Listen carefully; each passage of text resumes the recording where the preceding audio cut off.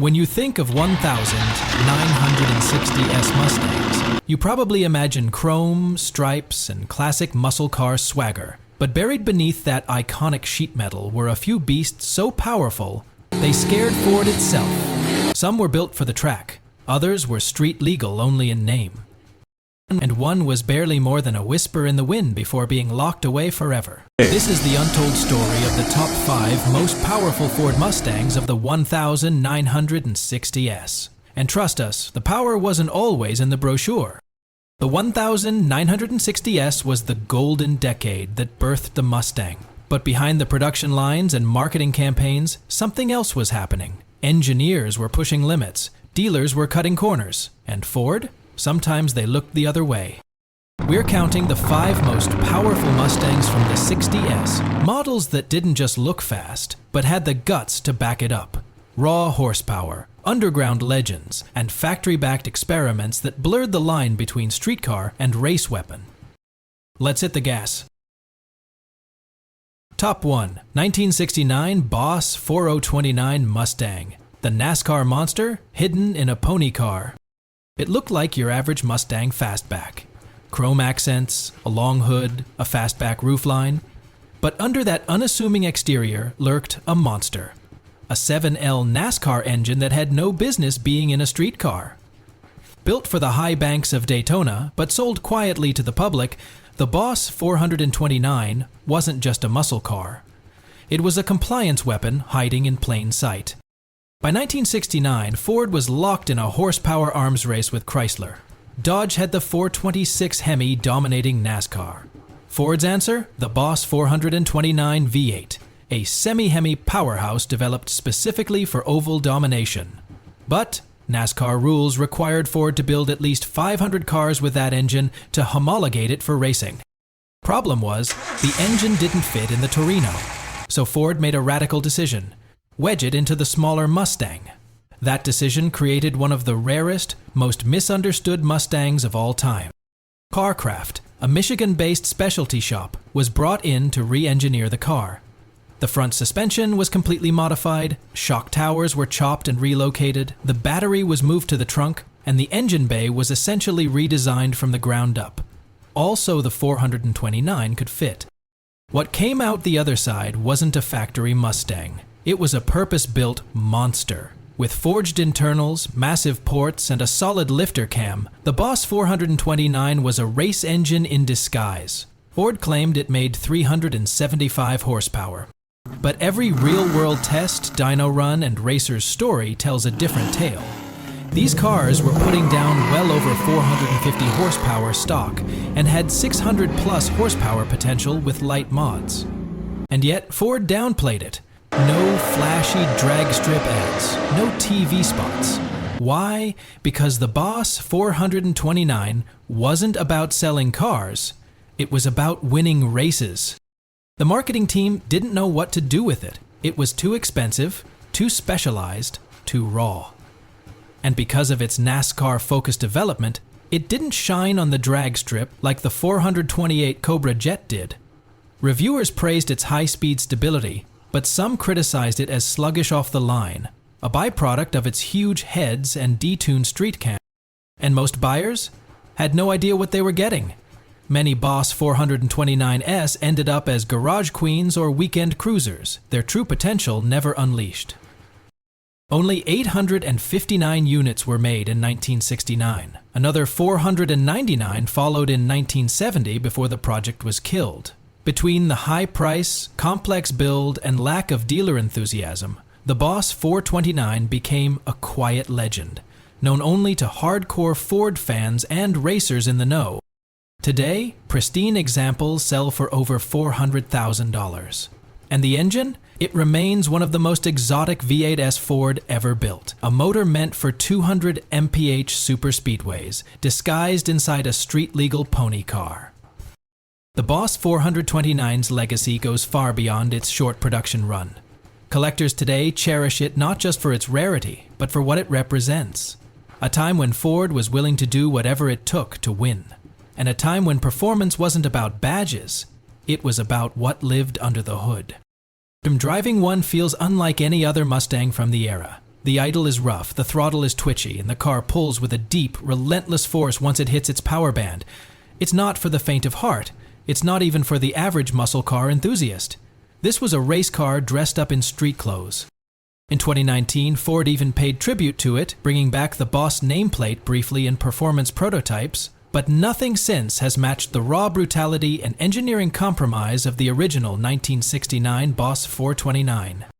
But while Ford was playing by NASCAR's rulebook, some Mustang dealers weren't playing by any rules at all. Up next, a Mustang so brutal, Ford corporate tried to shut it down before it hit the streets. Top 2. 1968 Shelby GT350R 428 Cobra Jet, the king that lied about his horsepower. KR stood for king of the road, but this king had a secret. Beneath its aggressive bodywork and Shelby pedigree was one of the most cunning lies of the muscle car era. A lie told not to deceive buyers, but to outsmart the system. In 1968, Ford was preparing for battle. The horsepower wars were raging, and GM and Mopar were swinging big with their most brutal big blocks. Ford's new weapon? The 428 Cobra Jet, a torque-heavy, street-fighting engine that was meant to crush the competition. And what better throne for the new king than a Shelby Mustang? The GT350R arrived mid-year in 1968. At a glance, it looked like the previous GT500. Long hood, fastback styling, fiberglass scoops, and Shelby badging everywhere. But under the hood, the 428 Cobra Jet replaced the older 428 Police Interceptor. It was mated to either a 4-speed manual or automatic transmission, and backed by a 9-inch rear with a limited slip diff. The brochure said 335 horsepower, but anyone who drove it knew better. That power rating? A deliberate understatement. The 428 Cobra Jet was conservatively rated to fool insurance companies. In truth, the engine produced closer to 410, 425 horsepower and upwards of 440 pound-feet of torque. In the hands of a skilled driver, the GT500KR could run the quarter mile in the low 13S, easily keeping up with or outrunning Hemis and 396 Chevelles. But Ford and Shelby weren't just hiding power, they were hiding intent. They wanted to create a Mustang that would dominate without drawing the wrong kind of attention. Reviewers in 1968 quickly caught on. Road and Track, Hot Rod Magazine, and Car Life all praised the KR's real-world punch, noting it felt far quicker than its numbers suggested. It was a strategic masterpiece. Ford played the long game, selling firepower disguised as finesse. And Carroll Shelby? He leaned into it, calling the GT500KR the ultimate expression of street performance. The GT500KR became an icon, not because of raw stats, but because it gamed the system. It allowed gearheads to buy massive horsepower without paying massive insurance premiums, and it cemented the Cobra Jet's legacy as one of Ford's greatest engines. Only about 1,570 fastbacks and 517 convertibles were built, each one a ticking time bomb of torque cloaked in Shelby's signature cool. But like many legends, the KR didn't last. By 1969, the Shelby Mustangs grew heavier, more refined, and less tied to Carroll Shelby's vision. The raw edge faded, the magic got muddled. Today, original GT500KRs are among the most collectible Mustangs ever made. Restored examples regularly fetch 6 figures, and untouched originals are considered unicorns. But the car's true value isn't just in rarity, it's in rebellion. The GT500KR was Ford's middle finger to bureaucracy, a way to give enthusiasts what they really wanted without paying the price for it, literally. And while Shelby was rewriting the rulebook, another Mustang was being prepped for war, one that wouldn't be sold to just anyone. Just 34 were built, no frills, no apologies. Top 3. 1965 Shelby GT350R. The factory racer that never backed down. It looked like a Mustang, but it didn't act like one. No carpet, no back seat, no radio, no insulation. This wasn't built to cruise boulevards. It was engineered to rip through racetracks. And in 1965, it hit the tarmac like a cannonball. This was the GT350R Shelby's secret weapon. A factory-backed race car disguised as a production Mustang. It didn't play by showroom rules, it played to win. After the Mustang's launch in 1964, Carroll Shelby was brought in to give it credibility on the track. The result was the GT350, a hopped-up, high-revving fastback with a 289 CI V8, making around 306 horsepower. But even that wasn't enough for serious racing. So Shelby American took it a step further. The R model, short for racing, was stripped down and amped up. Everything that wasn't necessary for competition was tossed. Lightweight fiberglass parts replaced steel panels. Plexiglass windows saved ounces. Welds were reinforced, and the suspension was upgraded to endure the punishment of road courses. Under the hood, the same Hypo 289 was tuned past 360 horsepower with revised heads, a solid lifter cam, high-rise intake, racing headers, and a race-spec carburetor. Paired with a close ratio 4-speed and a Detroit locker rear end, the GT350R didn't just go fast, it devoured corners and punished tire. Shelby only built 34 of them. That's it, just 34. And they weren't available to just anyone. Ford and Shelby were extremely selective about who got won experienced race teams and trusted privateers. A handful made it to private hands, but even then, most were trailered to tracks, not taken to drive-ins. But those 34 cars, they dominated. From the moment they hit the grid, GT350Rs started demolishing the SCCA B production class. Drivers like Jerry Titus turned them into championship machines. They embarrassed European sports cars and stunned the racing world by proving that a pony car could corner just as well as it sprinted. The GT350R wasn't just a faster Mustang. It was a whole different species. Raw, violent, noisy, and completely unfiltered. It was so loud that some race officials tried to have it banned for excessive decibels. One car was even black-fagged during warm-up. And yet, the GT350R kept showing up and kept winning. Its track record was so intimidating that competitors lodged formal protests, and its aggressive aero setup sparked debates about factory advantage. But Shelby cared. He wanted to win, and he did. Collectors today consider the GT305R the holy grail of all classic Mustangs. In 2020, one of the first examples ever built, Chassis 5R2, sold at auction for over $3,850,000. Not bad for a car that originally sold for around $6,000. And the legend continues to grow. Historic racing events still feature GT350Rs, many of them restored and still competitive against newer machinery. They are loud, brutish, and unapologetically Shelby. Everything a racing Mustang was meant to be. But beyond its dollar value or track record, the GT350R proved something bigger. That American muscle could dance in corners, not just charge down straights. It redefined what a Mustang could be and set the tone for every Shelby car that followed.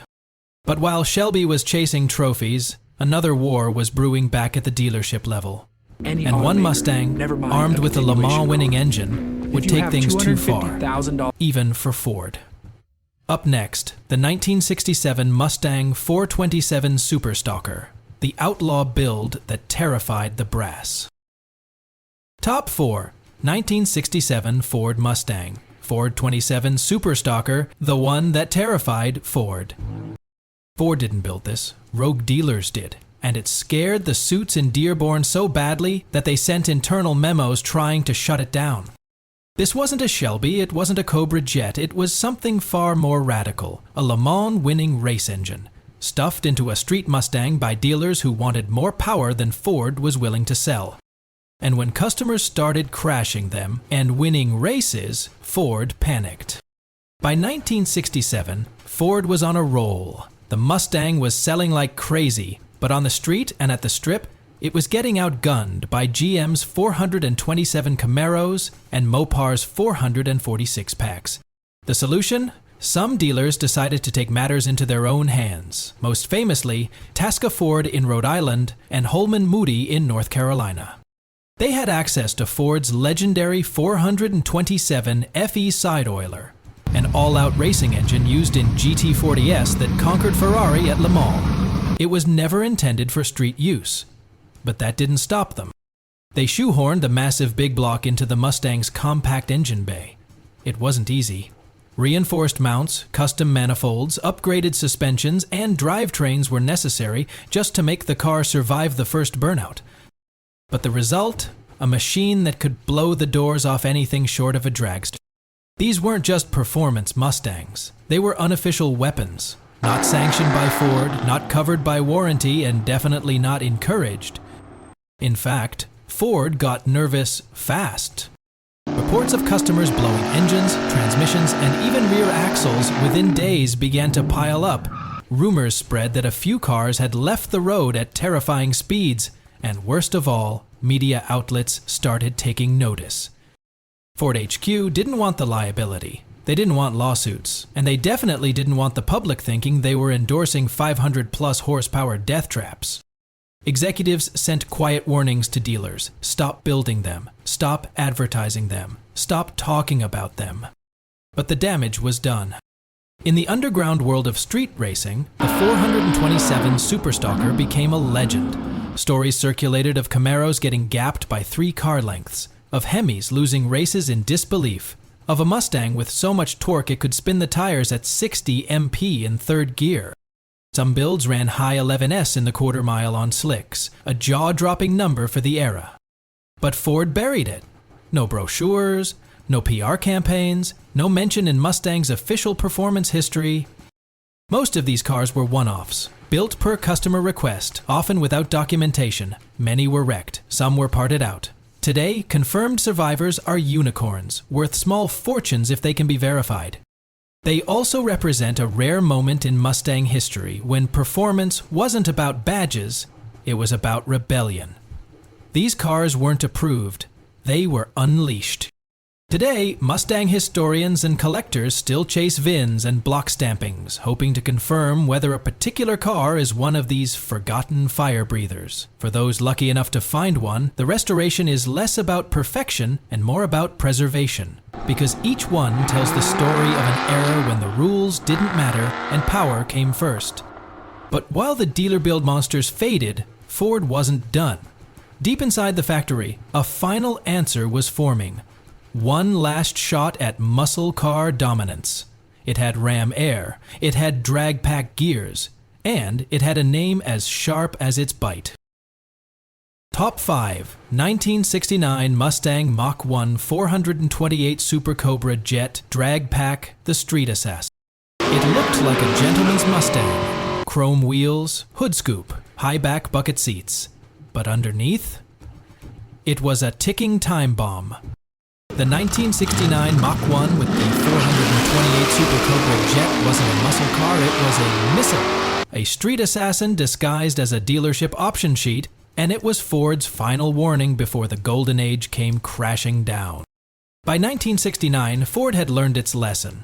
The 428 Cobra Jet had proven itself on the street and the strip. But Ford wasn't done yet. They wanted a version built for war. Enter the Super Cobra Jet.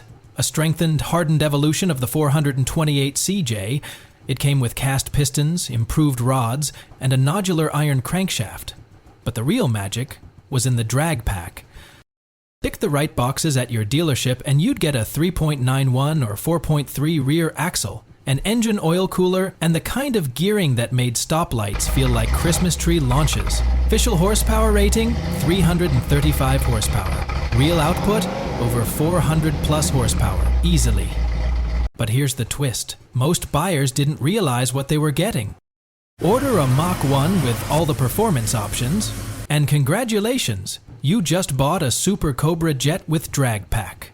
Many owners drove them off the lot thinking they had a regular muscle car, only to discover they could obliterate Camaros, GTOs, and even some Hemis at the local strip. It wasn't advertised. Ford didn't scream about it. This was a wolf quietly wearing Ford's finest wool. And for a brief moment, it was the quickest, most brutal Mustang you could buy, right off the showroom floor. Quarter-mile times in the low 13s. Deep axle whine from 4.3 gears, a hood scoop that actually sucked in air, and a back seat that often stayed empty. Because you were too busy racing. But the SCJ wasn't just fast, it was consistent. Unlike the Boss 429, which was a NASCAR compliance car, or the dealer-built 427S that risked blowing themselves apart, the 428 SCJ was durable. It was built to take abuse, and it did. It wasn't just about drag racing either. The SCJ Mach 1 could handle track day punishment and survive long-distance road use. Magazine testers praised its balance of brute force and refinement. Some even called it the thinking man's street racer. And yet, its legend was nearly lost. The muscle car market crashed just a year later. Insurance premiums shot through the roof. Gasoline prices climbed, and government regulations cracked down. Many SCJs were parked, parted out, or forgotten. Today, original SCJ drag pack cars are prized. Only a few hundred were ever built. With the most aggressive gearing and cooling setups, survivors command serious attention and serious money at auctions. But for those lucky enough to drive one, it's unforgettable. Drop the clutch and the world tilts. The torque pins you back. The howl of that 428 at Redline is something modern cars can't replicate. It's chaos, it's poetry. It's the sound of the end of an era. The SCJ was the last punch before the muscle car era took a dive. But what if Ford had pushed just a little further? What if there was one more Mustang, a forgotten experiment with more than 500 horsepower that never made it to the showroom? And by 1970, the party was almost over. Insurance rates skyrocketed. Emissions rules tightened. The most powerful Mustangs of the 60S already becoming extinct. Those were the 5 most powerful Mustangs of the 1960. Some built in silence, others screaming down the track. But they all shared one thing: raw, unapologetic power. The kind that didn't care about comfort, legality, or reputation. Which of these 60S legends would you want in your garage? Let us know in the comments below. If you enjoyed this countdown, please consider giving this video a like. It really helps the channel grow. And if you're new here, welcome to Top 5 Muscle Cars, your home for the wildest, rarest, and most legendary machines ever built in America. Don't forget to subscribe, hit that notification bell, and stay tuned. Thanks for watching, and we'll see you in the next burnout.